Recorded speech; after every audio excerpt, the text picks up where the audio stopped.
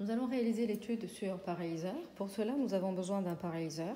Là, il s'agit d'un paralyseur Tecdan et nous allons étudier le modèle maxillaire ou mandibulaire. Là, il s'agit de deux modèles que nous allons étudier. Donc là, il s'agit d'un modèle mandibulaire classe 2, modification 2. Et là, il s'agit d'un modèle classe 2, modification 3. Puis, nous avons besoin des accessoires. Alors, nous avons ici la tige d'analyse. Là, nous avons les trois jauges, 0,25, 0,5, 0,75. Là, nous avons la lame coupante. Là, nous avons la mine de graphite. Et là, la mine de graphite a été montée sur un porte-mine qui va être inséré dans le paralyseur. Là, nous avons besoin également d'un carton rigide et parfaitement plat. Et là, d'un critérium noir et d'un autre critérium avec une mine bleue ou bien un crayon bleu à sa place. Nous allons démarrer maintenant notre étude. Alors, le modèle, nous allons étudier notre modèle, la classe 2, modification 3. Là, vous avez un paralyseur avec une base rigide. Là, nous avons un porte-modèle qui est orientable. Première chose, quand on place le modèle sur le porte-modèle, nous allons le placer, puis visser, fixer le modèle sur cette plateforme. Voilà, là il est bloqué. Ensuite, pour l'orienter, là les tiges verticales du paralyseur matérialisent l'axe d'insertion. Donc, et c'est le porte-modèle qui est orientable. La technique que nous utilisons le plus souvent pour déterminer l'axe d'insertion est l'axe d'insertion perpendiculaire au plan d'occlusion. Pour cela, ces tiges qui matérialisent le plan d'occlusion, l'axe d'insertion, doit être perpendiculaire aux surfaces occlusales des dents. Donc, nous allons matérialiser les surfaces occlusales des dents par ce carton-là. Et il faudrait que le carton soit parfaitement horizontal. Il ne faut pas que ça soit orienté à droite, ni à gauche, ni à l'arrière, ni devant. Il faut que ça soit parfaitement horizontal. Une fois que nous avons positionné le modèle avec le carton à l'horizontale, nous allons bloquer la manette pour qu'il n'y ait plus de rotation du porte-modèle. Et là, comme vous voyez, là, la tige verticale, elle est parfaitement perpendiculaire au carton. Et donc là, nous avons déterminé notre axe d'insertion.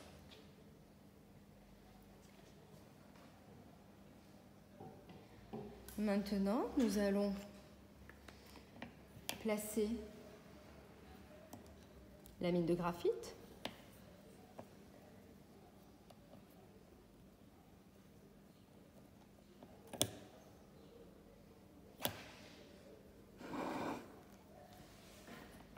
Donc on place la mine de graphite d'un côté.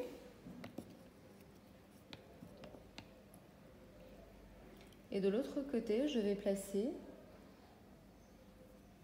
ma jauge de retrait 0,25 qui va me permettre de déterminer la zone de retrait. Voilà, alors une fois que l'axe d'insertion a été déterminé, nous allons tracer la ligne guide, qui est la ligne du plus grand contour en fonction de l'axe d'insertion de la PAPC, du châssis. Elle va être tracée sur toutes les dents qui vont recevoir les éléments de châssis. Pour cela, nous avons besoin d'un tracé prospectif.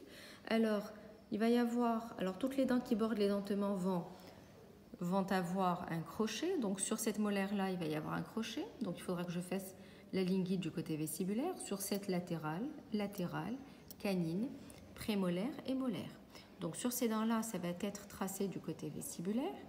Et puis, du côté lingual aussi. Mais sur le côté lingual, on va tracer également sur toutes les autres dents qui vont recevoir un bras lingual. D'accord? Et sur les faces proximales aussi. Donc, je démarre. Donc, voilà. Je prends ma mine de graphite, je la descends jusqu'au collet. Et je passe mon instrument tangentiellement à la dent, sur la face vestibulaire proximale, sur la prémolaire pareil, voilà, sur la face vestibulaire, sur la canine également, du côté vestibulaire.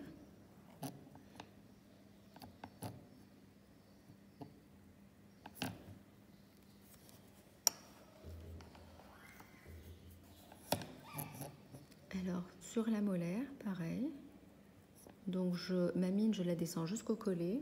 Je pousse la mine vers la dent jusqu'au premier contact et puis je passe tangentiellement. Alors, sur la canine, prémolaire et prémolaire, je n'ai pas besoin de tracer ma ligne guide sur la face vestibulaire parce que j'aurai pas de crochet sur ces dents-là. Donc, à titre indicatif pour apprendre à faire, on pourrait rajouter.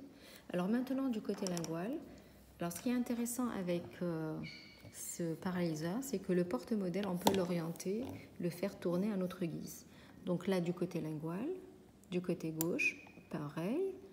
Alors là, ma mine a cassé, donc je vais arranger ça.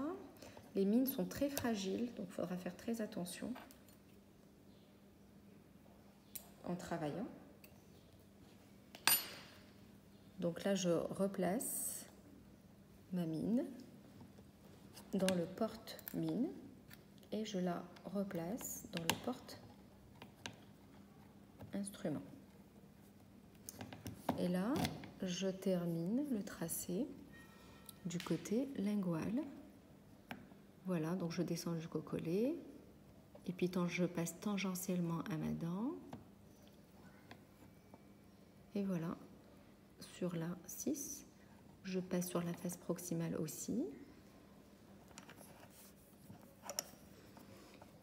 Je trace ma ligne guide de l'autre côté, donc du côté droit, donc pareil, tangentiellement à ma dent à partir du collet. Voilà, je passe sur la face proximale. Pour la prémolaire, face médiale, linguale et face distale. Ensuite, sur la molaire, je passe sur la face distale, linguale et puis mésiale. Et voilà, nous avons obtenu le tracé de nos lignes guides.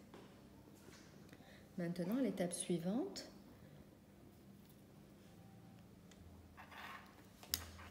Donc, voici le côté droit du patient, puis la partie antérieure et puis la partie gauche du patient, du côté vestibulaire. Très bien, donc je continue. Alors, sur la 47, ma ligne guide, elle est très basse. Donc, pour chercher ma zone de retrait, je prends ma jauge de retrait, je la descends jusqu'au collet, je pousse ma jauge au contact de la dent. Donc je vais avoir un premier contact entre la tige et la ligne guide de la dent. Ensuite, la collerette de la jauge, je la remonte jusqu'à ce qu'elle rentre en contact avec la dent au niveau de la zone de contre-dépouille. Donc j'obtiens 2 contacts. J'ai un premier contact entre la tige de la jauge avec la ligne guide, puis j'ai un deuxième contact entre la collerette et la zone de contre-dépouille que je vais tracer.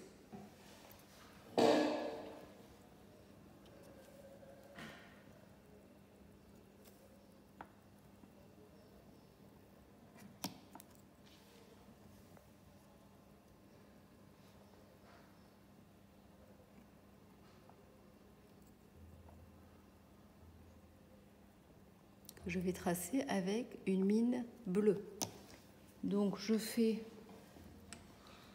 sur cette dent-là, sur la prémolaire, je vais avoir un anneau. Donc la rétention, elle va être en mésio-vestibulaire. Donc je vais chercher ma rétention et voir si elle existe en mésio-vestibulaire.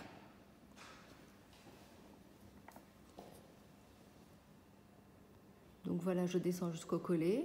je pousse ma tige vers la dent, j'ai un premier contact avec la ligne guide, ensuite je remonte jusqu'à ce que la collerette bloque contre la zone de contre-dépouille et là j'obtiens mon deuxième contact. Donc là, je vais tracer ma zone de retrait à ce niveau-là.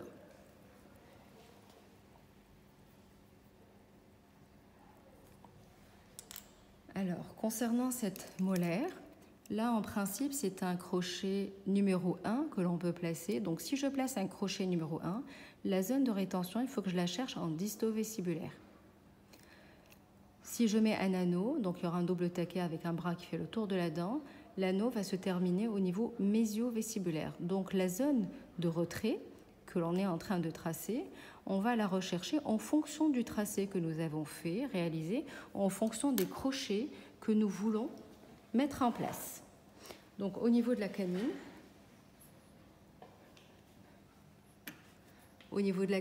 donc, il y aura un crochet numéro 1.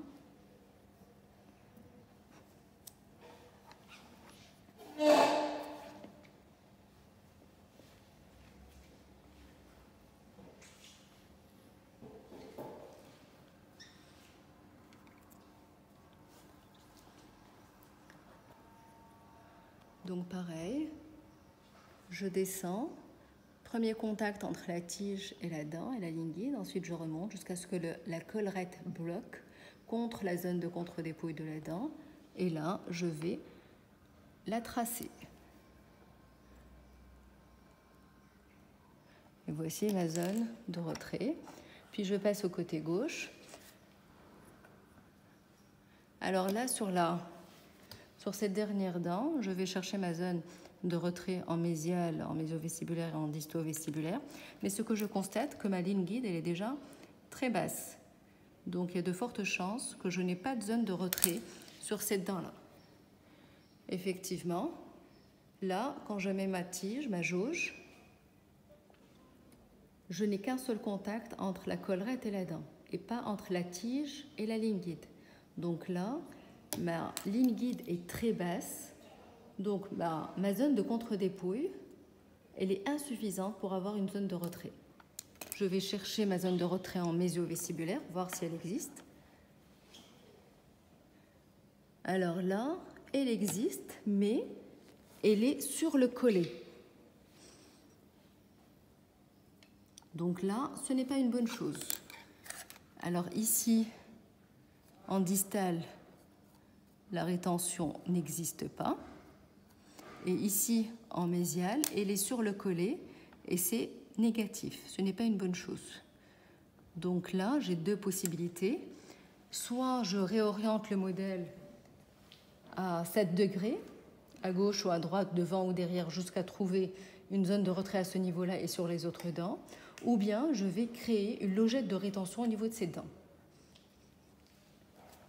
Puis nous allons chercher également, donc si on doit placer des crochets sur les incisives, il faudra chercher une zone de retrait au niveau de ces dents-là en disto-vestibulaire.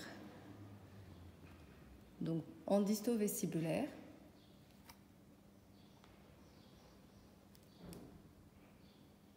la collerette elle est en contact au niveau du collet, donc la zone de contre-dépouille est insuffisante.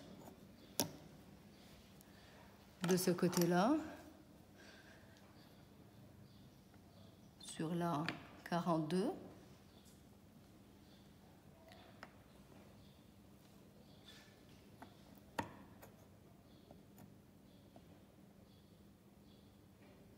il n'y a pas, la ligne guide est trop basse.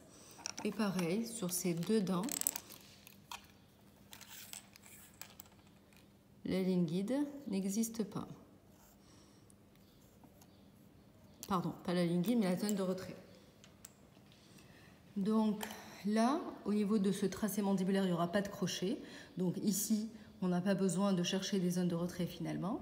Donc finalement, j'ai une zone de retrait sur la canine, sur la prémolaire, sur la molaire, mais sur la 36, je n'ai pas de zone de retrait efficace. Donc là, je serai amenée à la créer au niveau de la 36.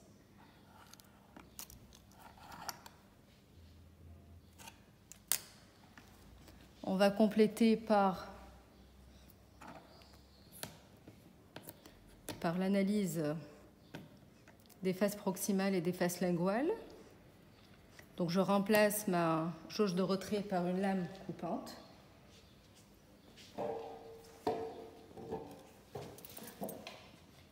Et à ce niveau-là, alors là, qu'est-ce que je constate? Au niveau de la prémolaire, au niveau de la 45, ma ligne guide est très haute. Donc je vais... La dent, elle est un petit peu versée mésialement, légèrement, et la ligne guide est très haute. Donc ce que nous allons faire, c'est gratter ce porte-à-faux légèrement et réaliser une surface de guidage sur la face proximale. Donc ici c'est bon. Là, il n'y a pas de porte-à-faux. Là non plus. Donc ça existait uniquement au niveau de la face mésiale de la prémolaire. Du côté lingual, mes lignes guides sont basses.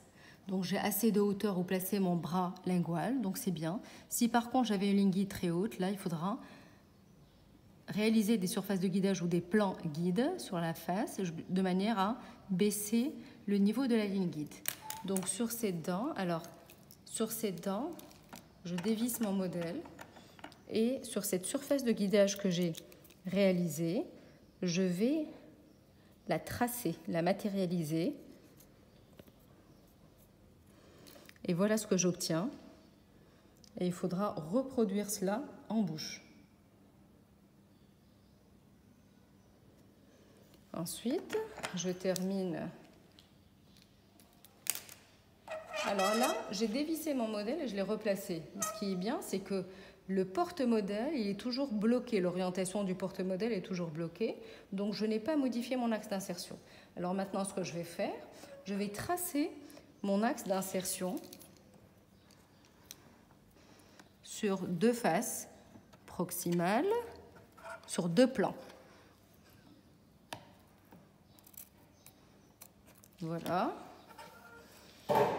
Et sur la face linguale postérieure. Et ça me donne, voilà, l'orientation de l'axe d'insertion que je pourrai retrouver facilement après.